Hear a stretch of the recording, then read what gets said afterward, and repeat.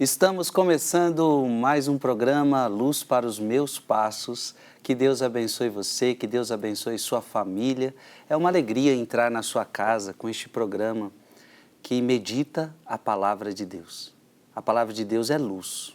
Então, eu tenho certeza que o seu coração agora vai ser iluminado, que a sua mente será iluminada pelas palavras que vamos ler deste livro.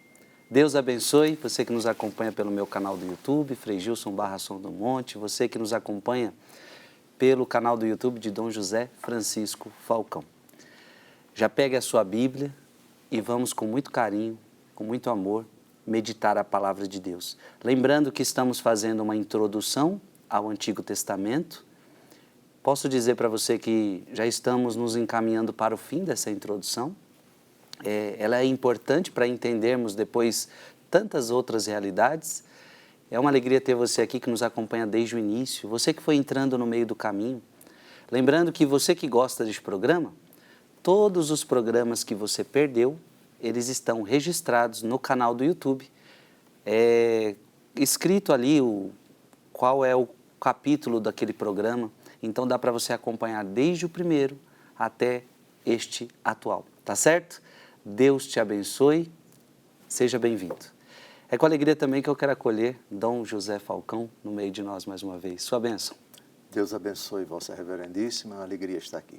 Que bom. Meus queridos, estávamos tratando no programa passado, veja, sobre 3 categorias: revelação, tradição e inspiração. Já tratamos de revelação e agora estamos na tradição. Vimos muito sobre, inclusive, a tradição judaica, coisas do tipo.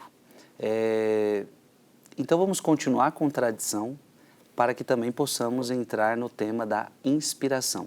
Veja, são categorias muito caras para a Sagrada Escritura. Revelação, tradição e inspiração. Sem essas 3 realidades, a gente não entende Bíblia. Por isso, Dom José,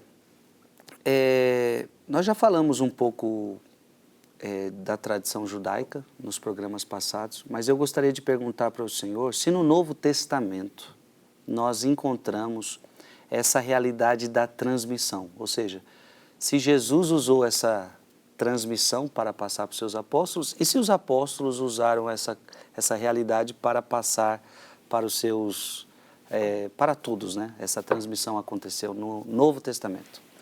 O Frei Gilson já sintetizou aquilo que eu vou dizer e que é a doutrina da igreja, que é o óbvio para quem lê o Novo Testamento. E a síntese poderia ser colocada mais resumidamente, ele já disse tudo, mas do Pai para Jesus, de Jesus para os apóstolos e dos apóstolos para os discípulos. E dos discípulos da era apostólica até nós, pelas gerações seguintes, de pai para filho, de geração para geração. É na oração sacerdotal de Nosso Senhor Jesus Cristo, no capítulo 17 do Evangelho segundo João, que Jesus utiliza, se dirigindo ao Pai, esse verbo. Vale a pena a gente ler. Tenha a bondade, Vossa Reverendíssima, de ler João capítulo 17, versículo 8, a primeira etapa. Mas a segunda etapa também já está nessa própria frase de Jesus. Jesus se dirige ao Pai dizendo: eu transmiti para eles o que o Senhor me transmitiu. Então, o princípio da transmissão é Deus Pai. A segunda etapa, o Pai transmite tudo ao Filho. E o Filho transmite fielmente tudo aquilo que ele ouviu do Pai, cumprindo a missão do Pai, obedecendo ao Pai, para os apóstolos. Linda a oração, toda ela, mas só vamos ficar, porque é o tema que nos interessa, o versículo 8. Com a palavra, o Senhor Jesus. Porque eu lhes transmiti as palavras que tu me confiaste, e eles as receberam. E reconheceram verdadeiramente que saí de ti, e creram que tu me enviaste. Olha que bonito. Eu lhes transmiti as palavras que tu me confiaste. Então, Jesus aqui não deixa dúvida. Tudo começa com o Pai. Quando o Filho se encarna, o Pai confia ao Filho. Aliás, a frase na transfiguração. Esse é o meu filho muito amado, em quem eu deposito toda a minha afeição. Ouvi-o, ouvi-o. Nossa Senhora, nas bodas de Caná, diz algo parecido. Fazei o que ele vos disser. Então, Nossa Senhora integra a tradição da igreja. Isto é, ela se coloca entre Jesus e os serventes, coitados que estão sem vinho, e participa da tradição da igreja apontando para Jesus. Façam o que ele diz. Ou seja, eu aponto para ele e, portanto, eu transmito a dificuldade de vocês para ele e agora vocês entendam com ele, obedeçam a ele. Bem, mas voltando ao tema da transfiguração, ouvi-o, escutai-o. O próprio Pai atesta que a tradição tem início nele e a segunda etapa, por assim dizer, é Jesus. De Jesus para os apóstolos. Esse texto eu acho que é importantíssimo. Eu lhes transmiti o que tu me confiaste. Agora, essa oração de Jesus, sacerdotal, parece que é mais aplicada aos apóstolos, porque diz aqui, e tu me confiastes, e eles as receberam e reconheceram verdadeiramente que saí de ti. Mas ela não se atém somente aos apóstolos, até porque Jesus reza por aqueles que ainda vão acreditar nele. Sim. Vamos ao texto, já que Vossa Reverendíssima tratou. Veja, a proposta do programa aqui é não engessar o âncora, porque se o âncora se ativer apenas a pauta está aí, e eu obedeço a pauta. Aí vai impedir, às vezes, o Frei Gilson de fazer o que ele está fazendo agora, ou seja, ele tocou em alguma coisa da oração sacerdotal que precisa de uma resposta. A resposta é não. A oração sacerdotal de Jesus não se dirige apenas aos apóstolos. Ela se dirige a todas as outras gerações e também até aqueles que não nasceram, aqueles que haveriam de crer, expressão que inclui todas as gerações. E também, se levarmos em conta a passagem de Nosso Senhor Jesus Cristo de João, capítulo 10, eu tenho outras ovelhas que não são desse redil. E preciso ir a elas também. Ou seja, Jesus, no capítulo 10, vislumbra os não cristãos, os pagãos, as pessoas que desconhecem Cristo de sua época e das épocas sucessivas até a sua segunda vinda. Vamos ver agora na oração sacerdotal de Nosso Senhor Jesus Cristo. Deixe-me ver. Versículo 20, por favor. Versículo 20. A oração sacerdotal de Nosso Senhor, belíssima em todo o capítulo 17, quando ela chega no versículo 20, Jesus diz exatamente ao Pai que não reza somente por nós, os cristãos, os que pertencemos a Ele, os que entregamos o nosso coração a Ele, mas pelos que ainda haverão de acreditar. Por favor. Não rogo somente por eles, mas também por aqueles que por sua palavra hão de crer em mim. Hão de crer em mim. Então, a oração de Jesus é universal no sentido, ele reza por todos os seres humanos, porque o Pai entregou todos os seres humanos para Jesus. Obviamente que chegará um momento em que Jesus sozinho, ele pessoalmente, não mais conseguirá pregar. Quando ele morre, ressuscita. Mas toda a vida pública dele é uma preparação da igreja. Vocês se preparem, porque quando eu subir ao céu, a tarefa vai caber a vocês. A missão de levar outras pessoas que não creem em mim será a missão de vocês. Vejam como foi perfeito aqui. Por aqueles que, por sua palavra, hão de crer em mim. Ou seja, a partir de determinado momento, agora é com a igreja. Pentecostes. Sim. A partir de agora, até o fim dos tempos, as pessoas acreditarão em mim. Pela palavra de vocês, pelo apostolado de vocês, pela missão de vocês. Então, do jeito que o senhor tratou agora deste início, de fato, é como Jesus recebeu de fato uma missão do Pai, de uma verdadeira transmissão. Exatamente. E em 3 anos ele conseguiu realizar isso. Sim. E disse depois na cruz, né, tudo está consumado, eu fiz o que eu tinha que ser feito. E ele diz uma coisa interessante também, Frei Gilson, que nos toca e nos comove muito. Vós fareis coisas maiores daquelas que eu faço.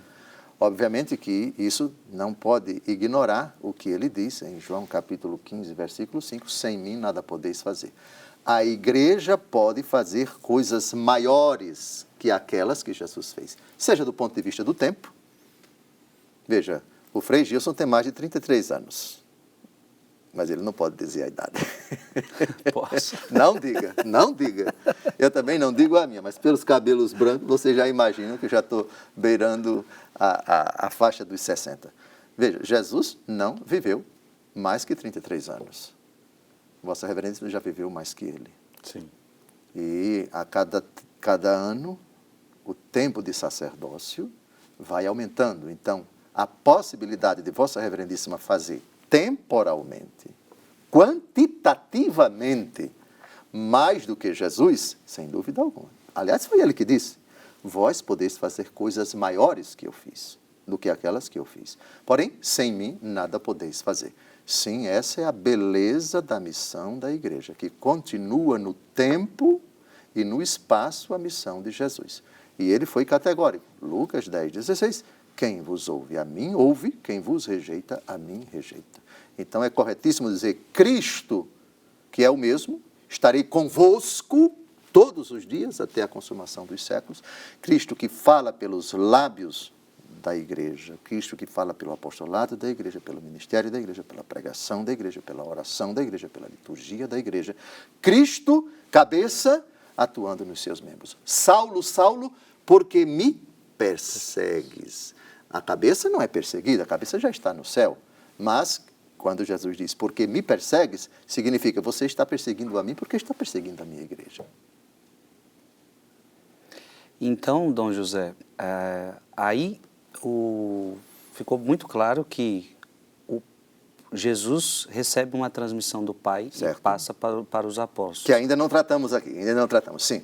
Agora é os apóstolos que vão ter essa grande missão de transmitir para toda a igreja, para todos nós. Exatamente. E a transmissão se perpetua no tempo.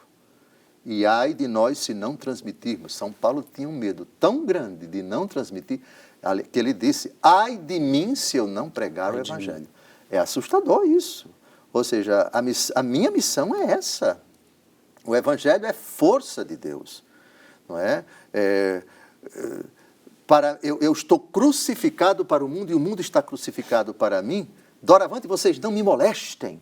Eu estou crucificado para o mundo. Então o fascínio dele pelo anúncio do Evangelho, ele se consumiu pelo Evangelho. Tinha essa santa obsessão de respirar o Evangelho, de pregar o Evangelho. O Evangelho, para mim, é tudo. Sim, sem dúvida alguma. Agora a missão da igreja, e nós seremos cobrados por isso, se anunciar, não somente se anunciar, se não anunciarmos, pagaremos muito caro, e se anunciarmos indevidamente um evangelho que não é o evangelho pregado pelos apóstolos, é o evangelho pregado pela igreja. Corretíssimo, Frei Gilson, corretíssimo. E nós temos algumas provas bíblicas dessa transmissão dos apóstolos para os discípulos? Temos. Então, já falamos em João 17, versículo 8, o Pai transmite para Jesus e Jesus transmite para os apóstolos. Vamos agora em quatro textos. Um de São Lucas, que já foi lido, acredito que em programas anteriores aqui pelo Frei Gilson. O verbo transmitir vai ser citado literalmente por São Lucas, quando ele começa o seu evangelho dizendo, muitos tentaram, escreveram, etc., e ele diz categoricamente, nulos transmitiram. Essa frase aqui é que é importante, porque Lucas é discípulo, não é apóstolo. Então, os apóstolos transmitiram para os discípulos. Por favor, Lucas 1, capítulo 1, de 1 a 2. Muitos empreenderam compor uma história dos acontecimentos que se realizaram entre nós. Atenção agora o verbo. Como nos transmitiram aqueles que foram desde o princípio testemunhas oculares e que se tornaram ministros da palavra. Continue. Também a mim me pareceu bem, depois de haver diligentemente investigado tudo desde o princípio, escrevê-los para ti, segundo a ordem, excelentíssimo Teófilo, para que conheças a solidez daqueles ensinamentos que tens recebido. Aqui temos uma característica da transmissão, a primeira, explícita, no Novo Testamento, transmissão escrita. Aham. O que o seu pai e a sua mãe, Frei Gilson, fizeram ao transmitir a fé para a vossa reverendíssima foi uma transmissão oral. Claro que houve momentos na vida deles em que eles se valeram da palavra de Deus escrita, etc. Mas, ordinariamente, no seio da família, a transmissão da fé é pelos lábios e também pelo testemunho. Mas aqui nós temos uma transmissão escrita. Até agora foi tudo pregado. Eu, Lucas, fiz uma investigação sobre tudo aquilo que eles nos transmitiram e também aquilo que eles compuseram, alguns compuseram. Então, colocar, por isso, escrevê-los para ti.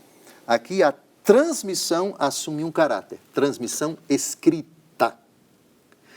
Isso é uma prova claríssima. O prólogo do Evangelho segundo Lucas, de que a primeira manifestação da transmissão no Novo Testamento não foi a escrita, foi a oral.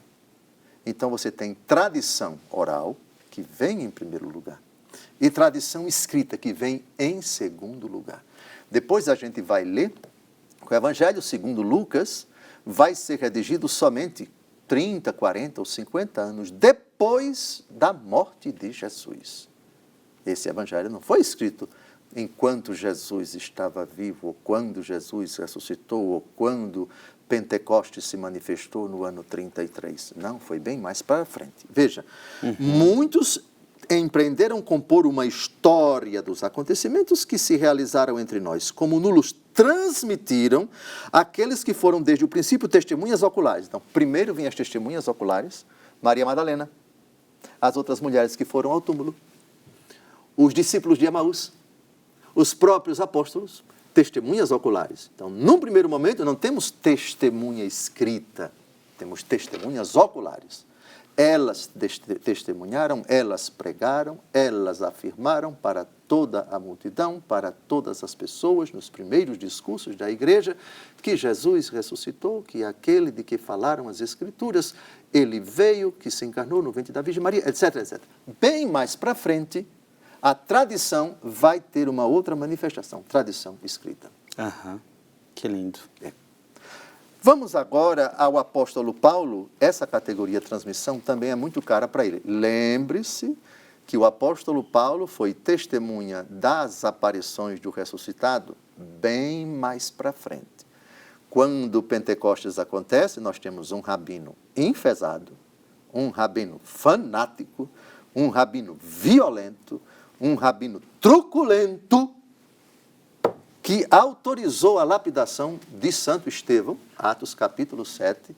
Então, nesses primeiros momentos, nós temos o enraivado rabino Paulo. Mais para frente, no caminho para Damasco, muito tempo depois de Pentecostes, é que ele vai se converter.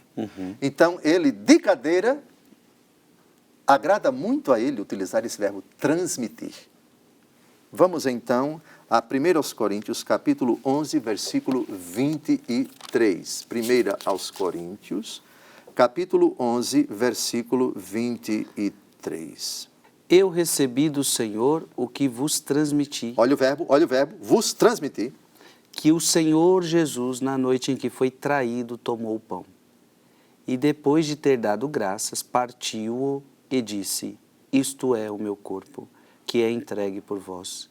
Fazei isto em memória de mim. Pois bem,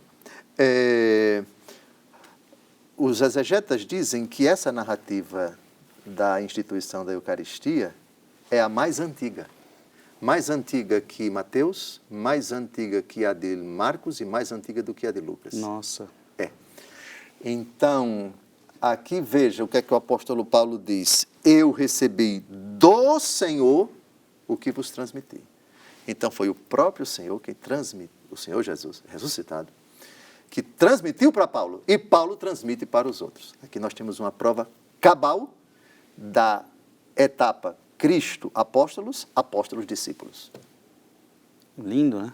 Sim. Porque a respeito da missa, por exemplo, os apóstolos que conviveram com Jesus receberam vamos dizer que essa transmissão na prática ali. Sim, eles estavam no cenáculo. Exato. Eles estavam no Agora, cenáculo. Paulo não participou deste momento. Então, Não participou. o que o senhor dá a entender é que Jesus, de alguma forma, revelou para ele o mistério da Santa Missa. Sim, é verdade. Jesus foi o transmissor imediato. Ele disse, eu recebi do Senhor. Então, aqui nós temos uma fonte bem fresquinha. Ele não estava no cenáculo, mas nem precisava, porque foi o próprio Jesus que certamente descreveu, aconteceu isso. Olha que bonito. O São Mateus não disse que recebeu do Senhor, ele estava.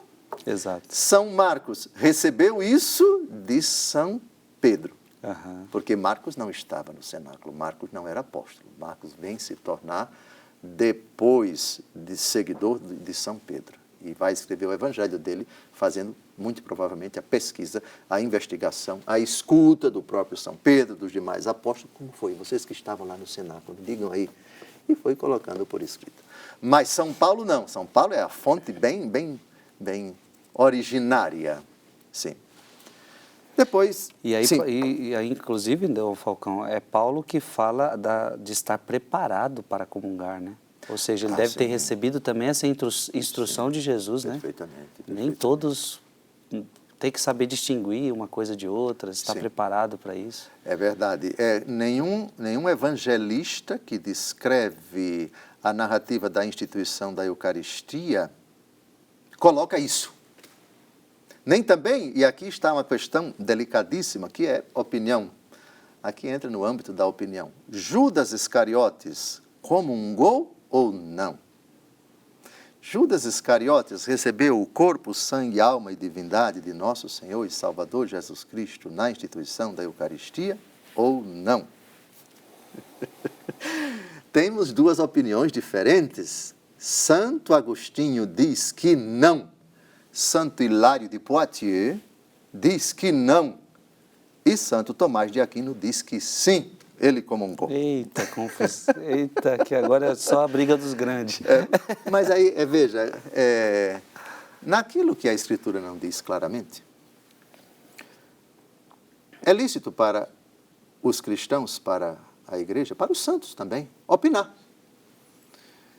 E, dado que a igreja nunca definiu isso, se Judas Iscariotes comungou, a igreja nunca entrou nessa seara, o magistério da igreja nunca disse, nos relatos da Eucaristia, etc., da narrativa da Eucaristia, Judas comungou o corpo, sangue, alma e divindade de nosso Senhor Jesus Cristo. A igreja nunca disse isso.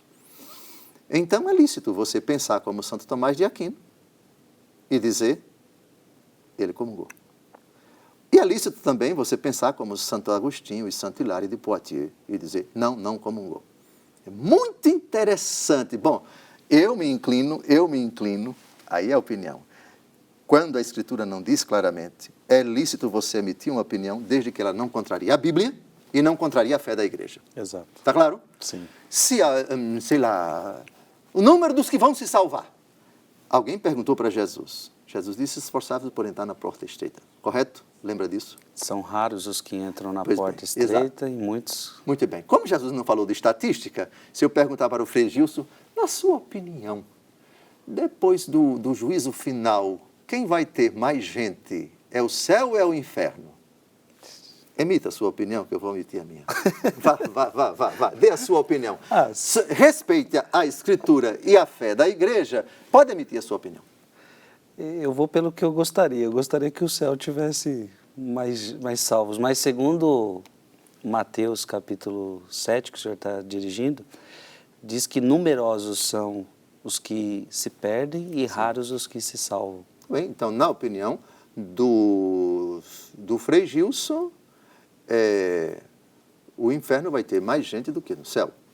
É uma opinião respeitável. Quem discorda dele, lembre-se, a igreja nunca se pronunciou sobre isso. Ele emitiu uma opinião e citou um texto da Escritura. Quem pensa diferente, pegue um outro texto da Escritura e sustente a sua opinião. Estamos aqui no nível do opinável. Está claro? Judas Iscariotes comungou ou não comungou? muito interessante. Aliás, a gente poderia tratar desse assunto em outra ocasião. Não é o momento agora, estamos a 1 minuto e 20 segundos.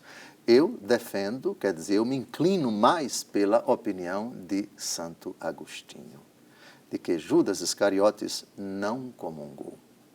Mas respeito quem pensa diferente. Só que tem algumas pessoas que não, Santo Tomás de Aquino não disse isso. Se Jesus sabia que ele estava em pecado mortal, então se Jesus deu a comunhão para ele, então por que negar a comunhão para assassinos, para estupradores, para isso e aquilo outro? Uhum. O ensinamento da igreja não é que você não pode dar a comunhão em quem está em estado de pecado mortal? Tem esses que enveredam por esse caminho. Bom, estamos no nível do opinável. Eu opino com Santo Agostinho e Santo Hilário de Poitiers que Jesus não deu a santa comunhão para Judas. Deu outra coisa. Deu outra coisa.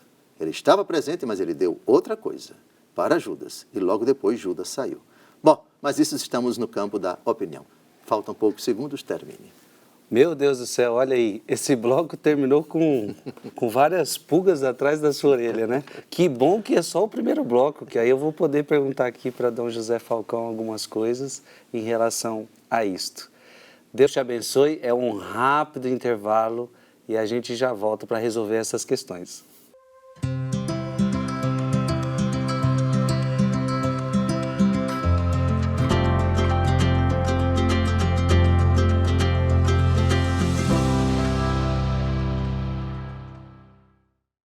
Estamos de volta para o segundo bloco, programa Luz para os Meus Passos. Que bom ter aqui você conosco. Olha, terminamos o primeiro bloco falando sobre 2 assuntos. Primeiro, Judas comungou ou não comungou? Eu sei que você ficou aí com a pulga atrás da orelha.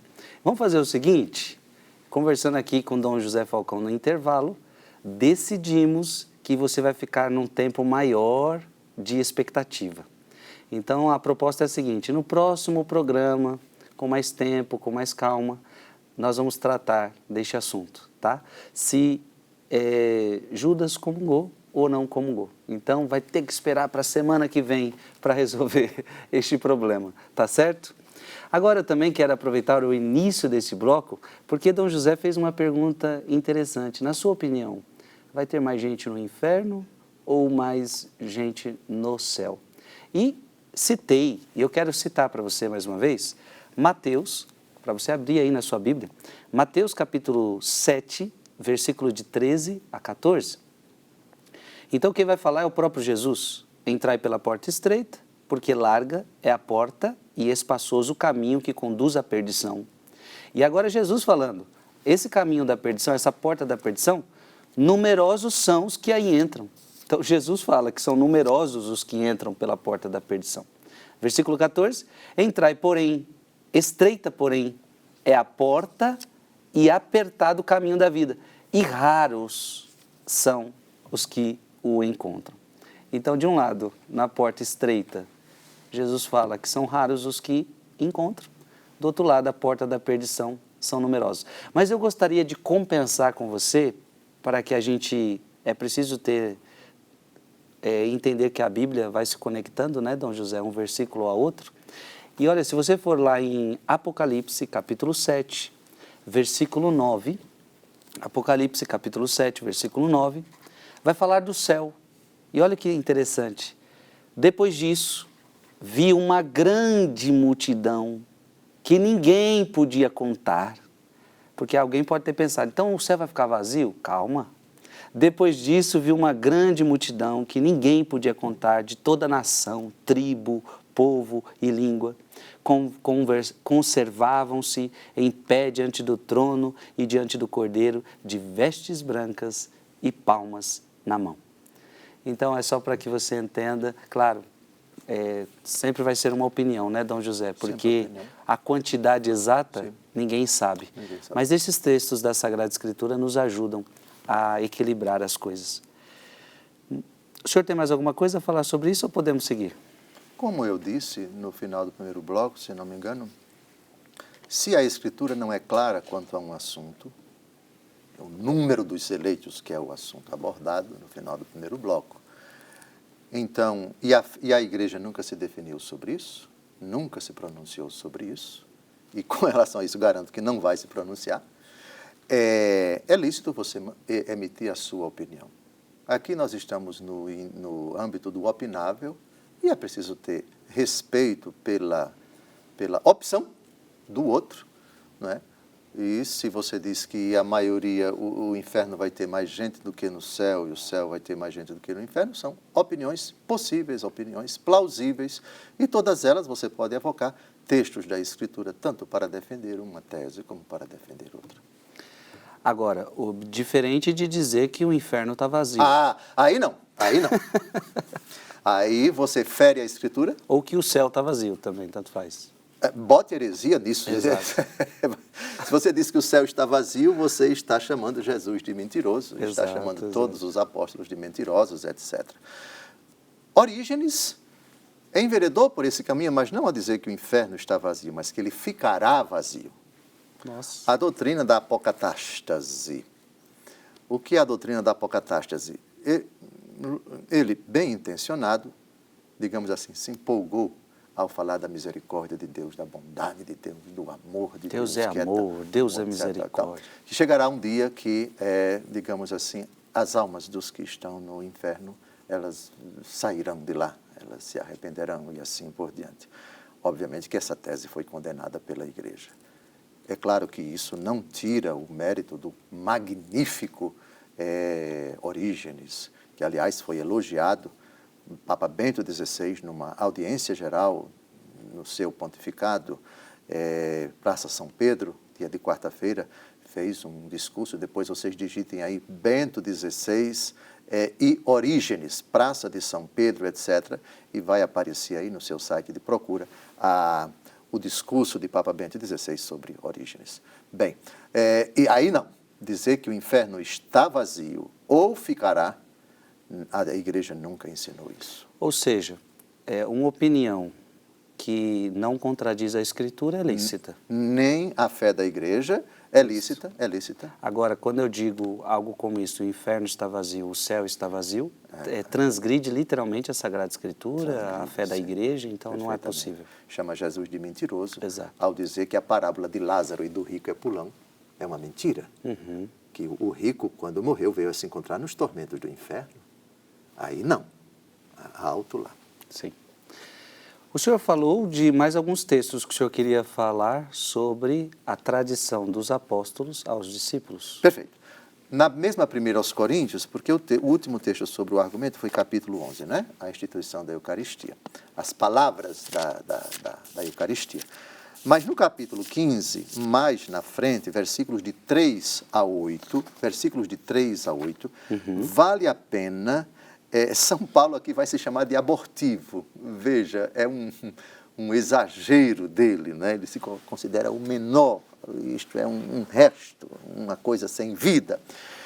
Mas o que interessa é a primeira frase, eu vos transmiti, é isso que interessa. Mas vale a pena você inserir esse verbo nesse contexto dos demais versículos para nós entendermos a palavra Escrituras. Por favor, 1 aos Coríntios 15, de 3 a 8. Eu vos transmiti, primeiramente, o que eu mesmo havia recebido, que Cristo morreu por nossos pecados, segundo as Escrituras. Foi sepultado e ressurgiu ao terceiro dia, segundo as Escrituras. Apareceu a Cefas e em seguida aos 12. Depois apareceu a mais de 500 irmãos de uma vez, dos quais a maior parte ainda vive e alguns já são mortos. Depois apareceu a Tiago, em seguida a todos os apóstolos. E por último, de todos, apareceu também a mim como a um abortivo. Veja, de novo a dinâmica. Eu transmiti para vocês, primeiramente, o que eu mesmo havia recebido. Então, o que Paulo transmite não é dele, ele recebeu de outro. O outro com O maiúsculo, que é o próprio Jesus. Lembra do texto? Eu recebi do Senhor que vos transmiti, 1 Coríntios 11. Sim. Então, aqui nós temos a prova de que a tradição da igreja, a transmissão das verdades da fé, ela está em ato. Do Pai para o Filho, do Filho para os apóstolos, dos apóstolos para os discípulos. Esses 500 aqui, eles também, posso dizer que eles também transmitiram? Porque se eles viram, eles transmitiram também, sem dúvida alguma. O que nós não podemos dizer é o nome de todos. Sim. Mas podemos dizer alguns, Marcos, Lucas, Cleofas, Zebedeu, as mulheres piedosas que seguiram Jesus, talvez as irmãs de Lázaro, Marta e Maria. 500 é um número grande, considerável, né? Considerável. Então, sei lá, Simão Cirineu? Não sei. Simão Cirineu. Mas é impressionante, né? Porque Jesus ressuscita, aparece para 500, para que não houvesse contestação, né? Esse é o argumento principal. O fato de Jesus ter aparecido a tanta gente, isto é, eu ressuscitei. E não foi só para os 12, nem foi só para as mulheres, nem foi só para os discípulos que estiveram comigo, os 72, etc. 500. Porque se ele aparecer só para os 12 dele ainda... É verdade. É uma história que eles estão contando. Eles fecharam um acordo entre eles e tal. Mas para 500 diferentes, muito. Aliás, os argumentos para a veracidade dos evangelhos, esse é um dos argumentos mais contundentes. Exato. Primeiro, pescadores. Homens sem cultura e sem instrução. Quando eu disse no programa anterior, não sei se eu já falei aqui, homens sem cultura e sem instrução. São Pedro e São João. Ou seja, em linguagem de hoje, nós diríamos ignorantes. Iletrados, não sei se letrados não é tanto, mas sem cultura e sem instrução. Lembra dessa passagem? Eu lembro que eu já li com o senhor, mas não sei aonde está. Pronto, está certo. Então vamos ao livro dos Atos dos Apóstolos. Atos dos Apóstolos, capítulo 4, versículo 13. Eu, bispo da Igreja Católica Apostólica Romana, se eu soubesse que o cristianismo tinha começado com gente culta, eu não acreditaria em Jesus. Eu me fiz cristão e depois que, pela fé e pelo batismo que me deram os meus pais, quando eu cresci, aprendi a discernir o bem do mal e me fascinei cada vez mais pelo Evangelho, foi exatamente por isso. Foi que ele foi iniciado por gente sem cultura, sem instrução. Se um dos apóstolos tivesse mestrado ou doutorado, como eu tenho, eu não acreditaria em Jesus. Eu acredito em Jesus, dentre outras coisas, porque os primeiros foram gente sem cultura e sem instrução. A palavra que Frei Gilson vai ler agora é tão impactante e surgem certas perguntas. Como é que pode gente sem cultura e sem instrução pregar num ambiente de gente culta como escribas, fariseus e doutores da lei e essa mensagem 2000 anos depois não ter sido derrogada? Como é que esses homens sem cultura e sem instrução pregaram o que é loucura para os pagãos, dizer que Deus tem assumido a natureza humana? Como é possível que homens sem cultura, sem instrução, tenham enfrentado o Império Romano que não acreditava na unicidade de Deus ou no monoteísmo diante de tantos deuses?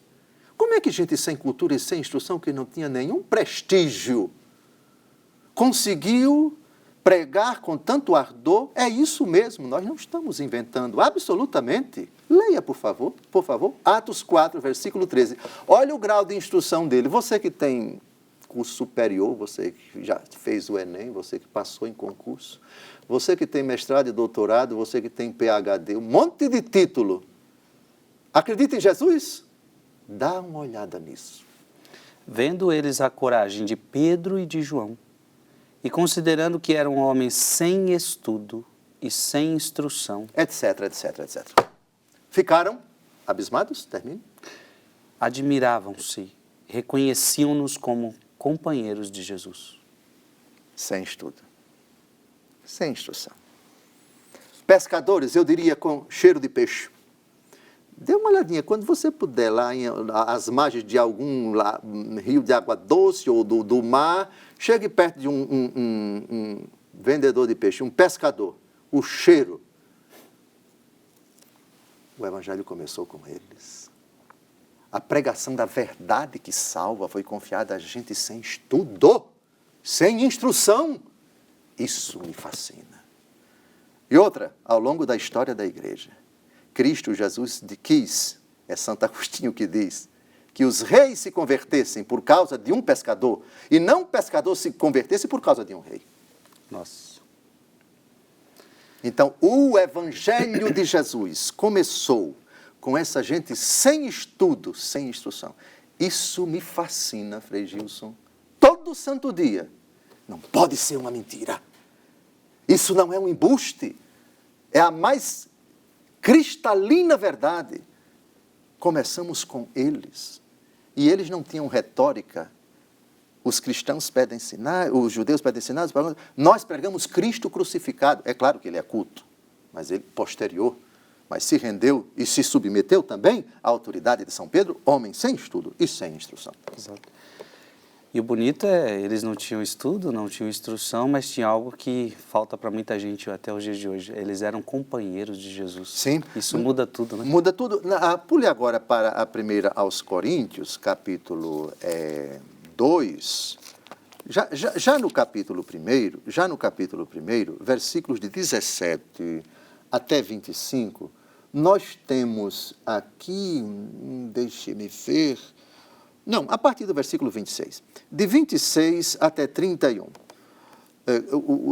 Eu suspendi de 17 a 25 porque eu já citei. Os judeus pedem sinais, os pagãos pedem sabedoria, nós pregamos Cristo crucificado, etc. Mas é do versículo 26 ao versículo 31 que a gente tem uma pequena radiografia do perfil intelectual da igreja primitiva. Ou seja, esses cristãos aí que acreditam em Jesus, que se batizaram, que seguem esse Jesus, é gente culta, tem muita gente inteligente, tem muita gente sábia, tem muita gente formada, tem muita gente de prestígio, tem muita gente destacada, tem muita gente com recursos financeiros. Qual é o perfil intelectual e sociológico também, e social e econômico da igreja primitiva?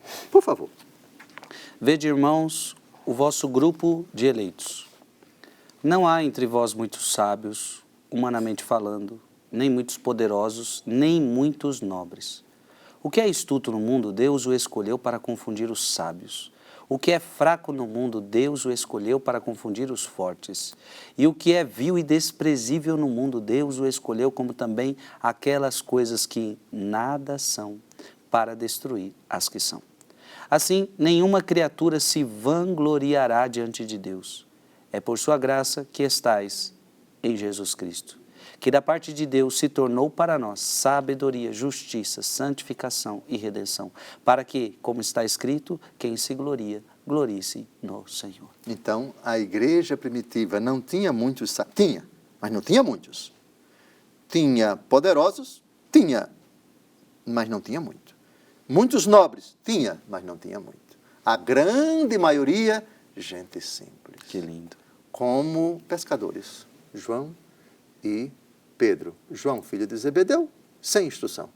Por causa de João, por causa desse texto do Atos 4,13, a gente pode imaginar que Tiago também era sem instrução, porque se o irmão era sem instrução e sem estudo, Tiago também. E Pedro? Se Pedro era sem estudo e sem instrução e ele era filho de Jonas e era irmão de André, André também era sem estudo e sem instrução. Uhum. Então temos dos 12, pelo menos 4, que eram sem estudo e sem instrução.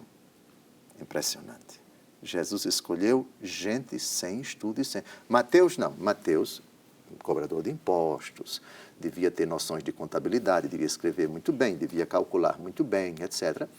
Mas, pelo menos 4 do grupo dos 12, esses, sem dúvida alguma, eram sem estudo e sem instrução. Pedro, André, a dobradinha filhos de Jonas, ou João, e Tiago e João, filhos de Zebedeu. E para mostrar, né, que toda aquela força, todo aquele poder não vinha deles, né? É meio que para mostrar isso. Senão alguém podia pensar, porque eles são inteligentes, é porque eles são cultos, eles sabem falar isso. E também são bem situados na sociedade, vamos conversar um jeitinho com o imperador para Políticos. que o evangelho aqui... Teve nada disso não, Exato. Teve não. Foi com muita simplicidade. Sim. Agora, se o senhor me permite, porque o senhor citou esse texto, se o senhor puder explicar, porque eu acho que é uma palavra difícil de compreender quando Paulo fala que ele é um abortivo. Porque quando a gente fala nessa palavra é forte para nós, aí já vem na nossa cabeça, é tirar uma criança do ventre de uma mãe ou de uma forma que a pessoa quer fazer isso, ou de uma forma natural, às vezes a natureza faz isso acontecer. Mas quando Paulo fala isso, o que ele está querendo dizer? Que ele é o menor de todos. Eu sou o menor dos apóstolos. Ou seja, o mais insignificante. Jesus utiliza uma outra palavra no diálogo com São João Batista. Dentre todos os nascidos de mulher, ninguém é maior que João. Mas o menor no reino dos céus é maior do que ele. Mateus capítulo 11, de 11 a 12. Então, é um gênero literário, na língua portuguesa, né, de você exagerar uma determinada realidade para você causar um impacto e dizer que é algo muito. Por exemplo, choveu torrencialmente em Brasília. Ou então, rios de lágrimas eu derramei quando fulano partiu. Rios de lágrimas. Claro que é um exagero, né? Dos seus olhos não vão sair rios de lágrimas. Mas é uma expressão que significa você exagera para destacar aquela expressão, aquele sentimento. Ou seja, rios de lágrimas eu derramei, ou seja, chorei muito. Sim. Abortivo. O que o aborto, seja ele espontâneo, seja ele provocado, se é provocado é crime, sem dúvida alguma. Mas o aborto é um ser humano que não resta outra coisa para ele senão você enterrar. Ou seja, São Paulo aqui, ao dizer que é um abortivo, ele está exagerando aquilo que ele considera que de fato é, ou merece, ou vale, porque ele perseguiu a Igreja de Cristo. Ou seja, como é que Deus Todo-Poderoso teve compaixão de mim? Eu persegui a Igreja de Jesus. Eu causei diretamente a morte de Estevão. Eu fui bruto. Eu trancafiei na prisão muitos cristãos. Eu me considero um aborto. Outra expressão está em Apocalipse, capítulo 3, versículo 17. A Bíblia, às vezes, tem essas expressões fortes, vai abrindo, justamente para mostrar você é um insignificante. E aí é dos lábios do próprio Jesus que vai nos chamar, é exagero? Não é exagero. Frei Gilson, Vossa Reverendíssima acha que alguém já me chamou de infeliz, miserável, pobre, cego e nu? Diga a sua opinião. Alguém já me chamou? Não. Jesus me chamou! Jesus! Frei Gilson, Vossa Reverendíssima acha que alguém já lhe chamou de infeliz, miserável, pobre, cego e nu? Jesus! Só Jesus. Leia o que Vossa Reverendíssima é. E veja o que eu sou e veja o que todos nós somos, com exceção da Virgem Maria. Pois dizes, sou rico, faço bons negócios, de nada necessito, e não sabes que és infeliz, miserável, pobre, cego e nu. Diga se não são 5 bofetadas no nosso orgulho. São. Pronto. Então, por favor, alguém chamou Frei Gilson de infeliz, miserável, pobre, cego e nu. Jesus. Jesus também me chamou e Jesus também chamou a senhora e também chamou o senhor. Ah, mas eu não sou isso. É porque Jesus chamou. Sem a graça dele, a senhora não passa disso. Sem a graça de Deus, eu não passo disso. Sem a graça de Deus, Frei Gilson não passa disso. Perdeu a voz, por acaso? É muito bonito, muito bonito. Sim. Então, veja, eu citei esse texto justamente para mostrar que o exagero é uma figura de linguagem. Sim. Que nós utilizamos, não é? Para reforçar uma ideia. Não é? Eu sou o menor dos apóstolos. Jesus, quando diz que a semente de mostarda é a menor dentre todas as sementes, Jesus não está dando aula de botânica aqui. Então, quem disse para ele que Jesus errou ao dizer que a semente de mostarda não é a menor das sementes, porque já foi provado botanicamente, cientificamente, que a semente da papoula, que a semente disso, daquilo outro, desconhece que aqui Jesus está usando uma figura de linguagem.